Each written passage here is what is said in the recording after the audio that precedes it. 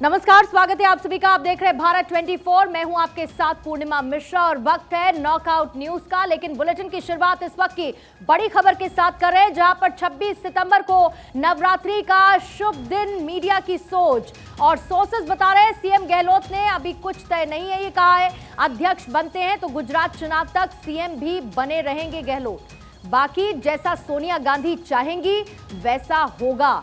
इस वक्त की ये बड़ी खबर है जिसमें सोनिया गांधी चाहेंगी वैसा होगा, ये कहा गया है। अमित मिश्रा हमारे संवाददाता इस पर और ज्यादा जानकारी दे रहे हैं। अमित, इसके संकेत और मायने क्या खबर के?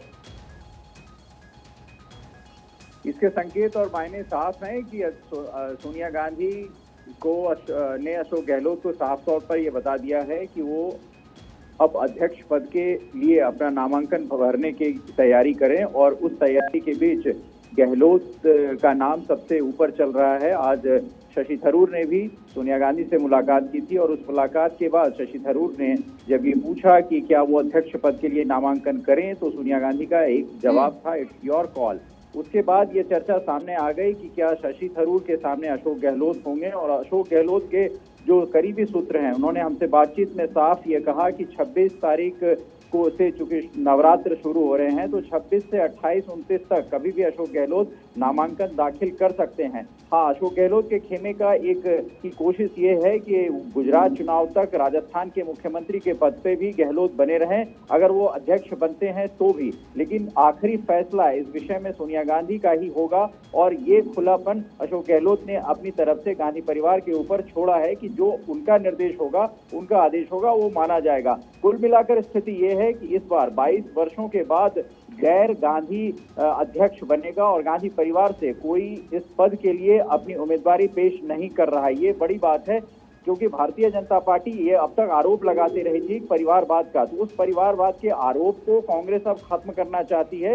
और जो एक तरीके की चुनावी प्रक्रिया है जिसका जिक्र सोनिया गांधी ने शशि थरूर के साथ बैठक में किया कि चुनावी प्रक्रिया अपनी प्रक्रिया के तहत होगी, और मधुसूदन मिस्त्री जो कांग्रेस चुनाव प्रक्रिया के अध्यक्ष हैं उनको भी ये निर्देश दिया है कि इस प्रक्रिया को पूरे अंजाम तक पहुंचाया जाए। अमित, तो अगर सोनिया गांधी क्लियरली ये कह देती है इट्स योर कॉल, क्या इसके इतर दूसरी तरफ ये भी देखा जाए कि राहुल गांधी ने अपना स्टैंड बहुत क्लियर कर दिया था, बार बार मान मनव्वल के बाद भी वो ये कह रहे थे कि मैंने फैसला कर लिया है?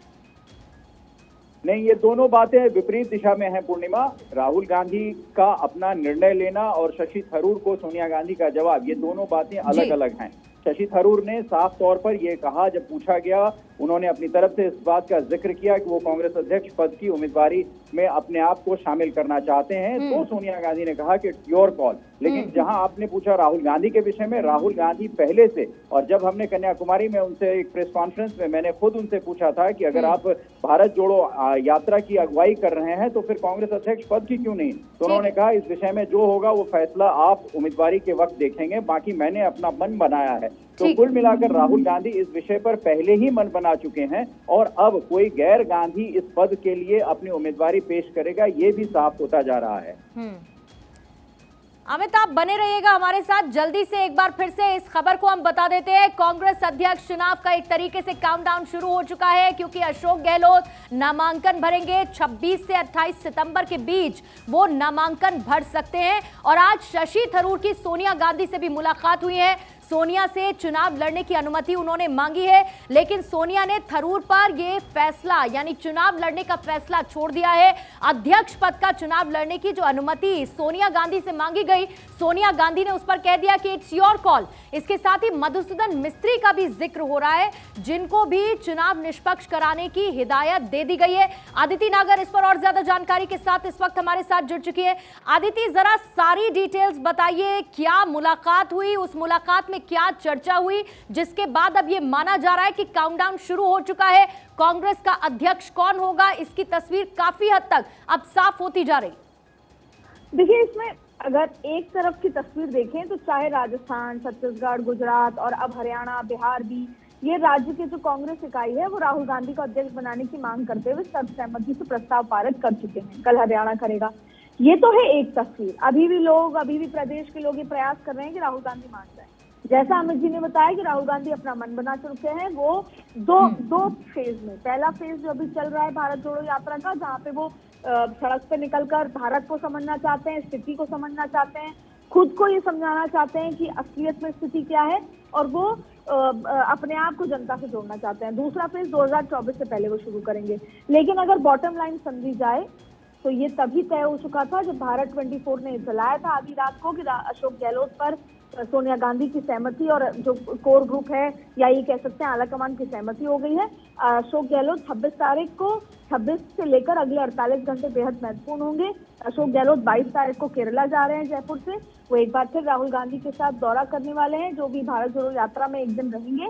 उसके बाद वो वापस जयपुर पहुंच जाएंगे और फिर 26, 27, 28 में से एक दिन जहां तक है 26 के बाद के अगले 24 से 48 घंटे बेहद महत्वपूर्ण होंगे। इस बात पे सहमति हो गई है। जहां तक बात है कि उनके सामने कोई चुनाव लड़ेगा, देखिए शशि थरूर ने मुख्यमंत्री अशोक गहलोत से जोधपुर हाउस जो कि दिल्ली में है वहां पर मुलाकात करके ये बात साझा की थी कि मैं सिर्फ पार्टी में डेमोक्रेसी दिखाना चाहता हूं, मैं आपके खिलाफ जाहिर तौर पे ऐसा कुछ भी इमोशन नहीं है, मैं चुनाव लड़ूंगा केवल किसी पार्टी की डेमोक्रेसी हो। अशोक गहलोत जिस तरह के व्यक्ति हैं, उन्होंने मुस्कुराते हुए उनके कंधे पर हाथ रखा था। लेकिन जब आज उनकी मुलाकात सोनिया गांधी से हुई शशि थरूर की, लेकिन तो क्या शशि अदिति, थरूर को ये भी अब नहीं तक का रोका एक गया। बहुत बड़ा बदलाव कांग्रेस के इतिहास में नहीं दर्ज होगा अगर ऐसा होता है? देखिए, कांग्रेस ट्रांसपेरेंट पार्टी है, चुनाव लड़ रही है। यही बात वो लगातार बीजेपी के सामने उठाती आई है कि बीजेपी में कभी भी ट्रांसपेरेंट चुनाव नहीं होते। इसी बात का पॉलिटिकल लड़ाई है। और जहां तक शशि थरूर की बात है, जैसा आपने भी बोला कि शशि थरूर जब प्रियंका गांधी सोनिया गांधी से मिले तो सोनिया गांधी ने कहा ये आपकी चॉइस है, लेकिन ट्रांसपेरेंट होने के बावजूद भी जो गांधी तय करेंगे वही मैंडेट होता है। गांधी तय कर चुके हैं कि अशोक गहलोत ही राष्ट्रीय अध्यक्ष होंगे और ये बात सभी को पता है। पूरे देश भर में कांग्रेस जो चुनाव में वोट करने वाले हैं और मुख्यमंत्री अशोक गहलोत अगले राष्ट्रीय अध्यक्ष होने वाले हैं। सवाल यही है कि 26 से 28 के बीच में वो कब चुनाव लड़ते हैं, कब नामांकन दाखिल करते हैं। और अब ये देखना होगा कि सोनिया गांधी से मुलाकात के बाद क्या शशि थरूर भी अपना नामांकन भरेंगे या नहीं भरेंगे। बिल्कुल ठीक है, बहुत बहुत शुक्रिया आदित्य आपका जानकारी देने के लिए। अमित भी इस पर और ज्यादा जानकारी दे रहे थे। जल्दी से एक बार खबर का रिकैप आपको दे देते हैं क्योंकि कांग्रेस अध्यक्ष चुनाव का काउंटडाउन शुरू हो चुका है। अशोक गहलोत नामांकन भरेंगे। तारीख 26 से 28 सितंबर के बीच जब नामांकन भर सकते हैं अशोक गहलोत। आज शशि थरूर की सोनिया गांधी से भी मुलाकात हुई है और सोनिया से मांगी चुनाव लड़ने की अनुमति, लेकिन सोनिया ने थरूर पर चुनाव लड़ने का फैसला छोड़ दिया है। अध्यक्ष पद का चुनाव लड़ने की अनुमति पर सोनिया ने कहा इट्स योर कॉल, ये आपका फैसला है। इसके साथ ही मधुसूदन मिस्त्री को भी दी है चुनाव निष्पक्ष कराने की हिदायत। कांग्रेस अध्यक्ष चुनाव को लेकर शशि थरूर उधेड़ बुन में हैं। शशि थरूर की अध्यक्ष पद का चुनाव लड़ने की चर्चा, अशोक गहलोत के सामने चुनाव मैदान में उतरने की चर्चा है। सोनिया से मुलाकात के बाद दिखी है पशोपेश की स्थिति। लगभग आधा घंटे तक सोनिया गांधी से इस पर चर्चा हुई है। शशि थरूर ने मीडिया से नहीं की है कोई बात, वहीं सोनिया चाहती है कांग्रेस में सर्वसम्मत उम्मीदवार। अब सोनिया गांधी ने शशि थरूर पर फैसला छोड़ दिया है। अध्यक्ष पद का चुनाव लड़ने की अनुमति पर सोनिया बोली हैं। सोनिया ने शशि थरूर को कह दिया इट्स योर कॉल। आज सोनिया प्रियंका से मुलाकात के बाद ये असमंजस नजर आई। सोनिया ने मधुसूदन मिस्त्री को भी चुनाव निष्पक्ष कराने की हिदायत दी और ऐसे में 22 साल बाद कांग्रेस को मिल सकता है चुना हुआ अध्यक्ष। अध्यक्ष पद के लिए 2 से अधिक प्रत्याशी मैदान में आ सकते हैं। हालांकि राहुल को कांग्रेस अध्यक्ष बनाने पर कई राज्यों में प्रस्ताव पास हुआ है, जिसमें राजस्थान, गुजरात, छत्तीसगढ़, बिहार और तमिलनाडु शामिल हैं, जहां पर यह प्रस्ताव पास हुआ है। अब पंजाब में भाजपा का कैप्टन, जी हां, कैप्टन अमरिंदर सिंह भाजपा में शामिल हुए। पंजाब लोक कांग्रेस यानी कि पीएलसी पार्टी का भी भाजपा में विलय हुआ है। कैप्टन के करीबी 5 से 6 पूर्व मंत्री ने भी बीजेपी की सदस्यता ली है। भाजपा पंजाब में पार्टी के पुनर्गठन की तैयारी में है। जल्द खत्म होने वाला है अश्विनी शर्मा का कार्यकाल और ऐसे में पंजाब में भाजपा का दिख सकता है नया कलेवर। कैप्टन और उनके करीबियों को पंजाब में अहम जिम्मेदारियां संभव। ममता बनर्जी को नंदीग्राम में तगड़ा झटका। सहकारी कृषि विकास समिति के चुनाव में लगा है झटका। बीजेपी ने टीएमसी को करारी मात दे दी है। बीजेपी ने 12 में से 11 सीटों पर जीत दर्ज की। अगस्त में टीएमसी ने कांथी और नंदीग्राम में जीत दर्ज की थी, तब वहां बीजेपी अपना खाता भी नहीं खोल सकी थी। नंदीग्राम में टीएमसी ने 52 में से 51 सीटों पर जीत हासिल की थी। वहीं सीपीआईएम ने जीती थी 1 सीट, लेकिन ठीक 1 महीने बाद बीजेपी ने पलटा तख्ता। महाराष्ट्र में ईडी सरकार, मुख्यमंत्री कार्यालय के बाहर लगा ईडी सरकार का बोर्ड। मंत्रालय की 6ठी मंजिल के बाहर ईडी का बोर्ड लगा है और इसके पास ही विशेष रूप से सावधान का भी पोस्टर लगा। हालांकि सरकार पर जांच एजेंसीज के सहारे लेने का आरोप लगा है। सरकार में एकनाथ और देवेंद्र फडणवीस की अहम भूमिका, ऐसे में सरकार में सफल साबित हो रही है ईडी की जोड़ी। राजनीतिक गलियारों में भी इस ईडी की जोड़ी की चर्चा। हालांकि देवेंद्र फडणवीस भी ले चुके हैं सरकार पर ऐसी ही चुटकी। मंत्रालय की 6ठी मंजिल पर ही एकनाथ और देवेंद्र के कार्यालय है और इसीलिए मंत्रालय में ईडी सरकार की चर्चा जोर शोर से है। एक मुख्यमंत्री ने विदेशी धरती पर घटाया मान। नेताजी की 11 से 18 सितंबर तक की थी जर्मनी यात्रा, लेकिन फ्रैंकफर्ट से ये नेताजी नहीं पकड़ सके फ्लाइट। विदेशी धरती पर इन नेताजी ने किया अत्यधिक शराब का सेवन।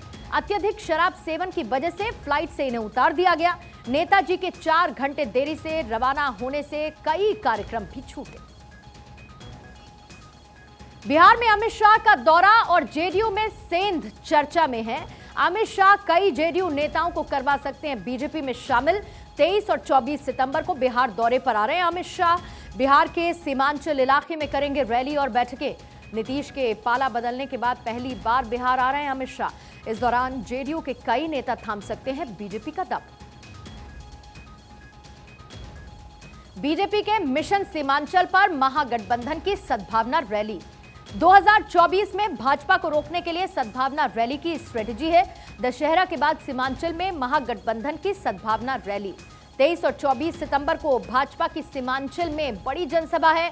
वहीं महागठबंधन की सीमांचल में सद्भावना रैली। सीमांचल के पूर्णिया, किशनगंज, कटिहार में सद्भावना रैली। 20-21 सितंबर को जेडीयू सद्भावना रैली से देगी मैसेज। नीतीश तेजस्वी में अधिकारियों की पोस्टिंग को लेकर तनातनी। सूत्रों के हवाले से आ रही है ये बड़ी खबर। तेजस्वी यादव कई अधिकारियों का करना चाहते हैं तबादला। आरजेडी मंत्रियों के विभागों में पसंद के अधिकारियों की चाहते हैं पोस्टिंग, लेकिन नीतीश कुमार अधिकारियों को बदलने के लिए नहीं है तैयार। आरजेडी के हिस्से के विभागों पर अपना फुल कमांड चाहते हैं तेजस्वी। इशारों में नीतीश कुमार को बताई थी अपनी इच्छा, लेकिन नीतीश कुमार ने नहीं लिया नोटिस। अब लालू यादव करेंगे इस मामले में बीच बचाव। बिहार के पूर्व कानून मंत्री फरार, जज छुट्टी पर। जी फिर चली है पूर्व मंत्री कार्तिक सिंह पर सुनवाई। अपहरण केस में फरार चल रहे पूर्व कानून मंत्री कार्तिक, कानून से भागते रहने पूर्व कानून मंत्री कार्तिक, जज साहब की छुट्टी पर होने से सुनवाई भी चली है। 14 सितंबर को भी जज छुट्टी पर होने की वजह से सुनवाई चली थी और इसी केस में पूर्व मंत्री को छोड़ना पड़ा था पद। अब सवाल है कि पूर्व मंत्री का होगा क्या? गैर जमानती वारंट जारी होगा या फिर मिलेगी राहत? अब अगली तारीख पर स्थिति हो जाएगी स्पष्ट। कांग्रेस अध्यक्ष चुनाव पर हरियाणा में घमासान। शैलजा के बाद अब सुरजेवाला ग्रुप ने सीएए में की है हुड्डा की शिकायत। मधुसूदन मिस्त्री ने जांच का समय मांगा। हुड्डा समर्थकों को लेकर विवाद, फिर से बने बगावत के आसार। वहीं दीपेंद्र ने भी आज जाला कमान से मुलाकात की। अब हरियाणा में 20 सितंबर की बैठक को लेकर संशय है। आईटी टेंपल ही वैज्ञानिक सोच और मानवता के भविष्य के आकार। केंद्रीय मंत्री धर्मेंद्र प्रधान ने आईआईटियंस के इनोवेशन को सराहा है। आईआईटी मद्रास के स्ट्रेटेजिक प्लान 2021-27 का शुभारंभ किया। कहा यह अकादमिक उत्कृष्टता और राष्ट्र निर्माण की दिशा में पहल है। आईआईटी सिर्फ शैक्षणिक संस्थान नहीं, वैज्ञानिक सोच पैदा करने, मानवता के भविष्य को आकार देने वाला मंदिर है। आईआईटीएन को विकास और साथ ही विकास का पथ प्रदर्शक बनना होगा। वो दिन दूर नहीं जब पूरी दुनिया brain research centre IIT Madras आएगी। 3D प्रिंटिंग तकनीक जैसे विचार निर्माण में क्रांति ला सकते हैं। आईआईटी मद्रास की टेक्निक से 2023 के अंत तक स्वदेशी 5G चालू होगा। पीएम मोदी की पंच प्राण की थीम पर ही आईआईटी मद्रास में डेवलपमेंट। मोदी के दौरे के बाद सुपर कॉन्फिडेंट शिवराज सिंह चौहान। अब शिवराज का दिख रहा है नायक अंदाज।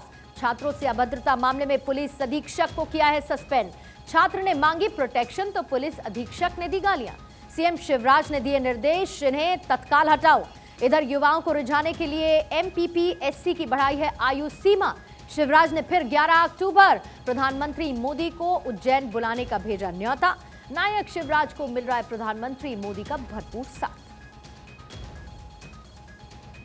गुजरात शिखर सम्मान समारोह। भारत 24 के सीईओ और editor in chief doctor Jagdish Chandra ने कार्यक्रम में संबोधित किया और अमूल को गुजरात और देश की शान बताया। कहा, नरेंद्र मोदी को ग्रासरूट जर्नलिस्ट की पहचान थी। तब मोदी जी ने देर रात 11 बजे फोन किया। उन्होंने हमें और ईटीवी को इंटरव्यू देने का फैसला किया, क्योंकि उस वक्त देश की 60% जनता तक थी ईटीवी नेटवर्क की पहुंच। 12 दिन तक सिर्फ ईटीवी पर एक मोदी जी का इंटरव्यू प्रसारित हुआ। आज फिर उसी ईटीवी का यहां जन्म हो रहा, सिर्फ चोला बदल गया है। अभी ये भारत 24 हो जाएगा। नेशनल चैनल अपनी प्रतिष्ठा खो चुके हैं। नेशनल चैनल की खोई हुई गरिमा को भारत 24 वापस लाएगा। सही मायनों में खबरों का चैनल होगा। गुजरात के गृह मंत्री युवा होना भी एक चमत्कार। और इसी के साथ नॉकआउट न्यूज में फिलहाल इतना ही।